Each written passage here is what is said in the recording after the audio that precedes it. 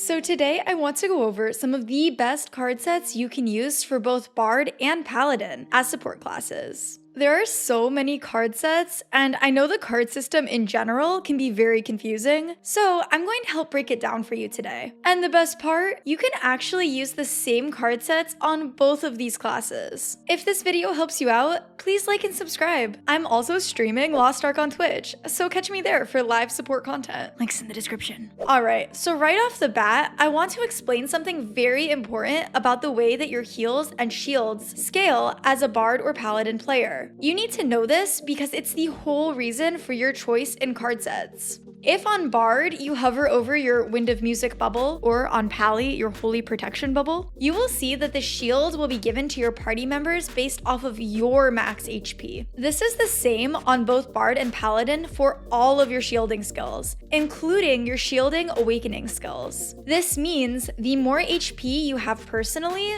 the bigger shields you give to your teammates, regardless of how much HP they personally have. And not only do your shields scale off of your health pool, your heals do as well. This means that your healing identity skills on both classes, along with a small heal on Holy Protection for Paladin, all heal based off of your HP as well. So, as you can see, your own health bar is one of the most important stats as a support class in order to provide the best shielding and healing possible. Which leads me into your card sets, which are entirely focused on raising your HP. If you press Alt-C, you can look at your card collections. And within this, I want to talk about the Field Boss 2 and Farewell Weapon 2 sets. If you've been opening your card decks and using all of the cards, which you should be, by the way, please don't throw away your cards. You can expand your deck with crystals or stockpile cards on an alt, but don't toss them. Then you probably already have a few cards from each of these sets. You can hover over the set effect details to see how many cards you need to activate a deck, and what bonuses you get based off of how many cards you have equipped. For both of these sets, you can see that at 2,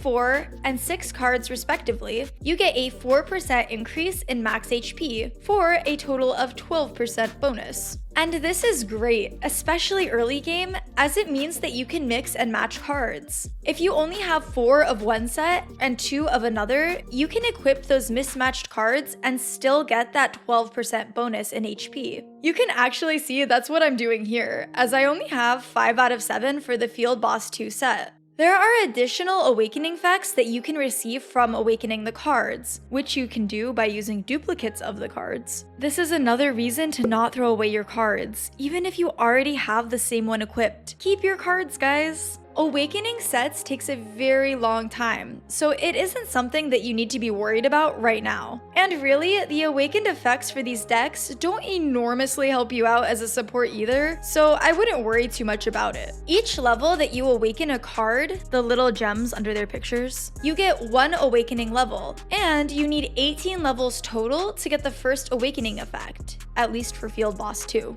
Which means you can mix and match these levels based on which cards you get, as long as they equal 18 total levels, meaning you don't have to get every single card to level 5 to awaken it. I recommend going for the full Field Boss 2 set once you get the cards, as this deck is slightly better than the Farewell Weapon 2 set later on. This starter card set is something you will use for a very long time, and honestly, you don't need to swap off of it ever if you don't want to, as that HP increase is always useful. Much later down the road as a support, you could also use the Forest of Giants and the Will Meet Again card sets together, which are both 3 card sets, for damage reduction, which is useful for self-defensives. The biggest downside of these sets early on is that they really only shine once you awaken them, which, like I noted earlier, takes a very long time to do. For reference, it takes 16 of the same card for it to hit level 5. However, since these 2 damage reduction sets are very good to awaken, I recommend waiting to awaken your HP card set unless you're very sure that you want the bonuses it gives, in case you want to awaken other sets down the road. Awakening is very costly, since it costs not only duplicate cards but also a lot of card XP, so it's good to make sure that you know what you want before you commit to it.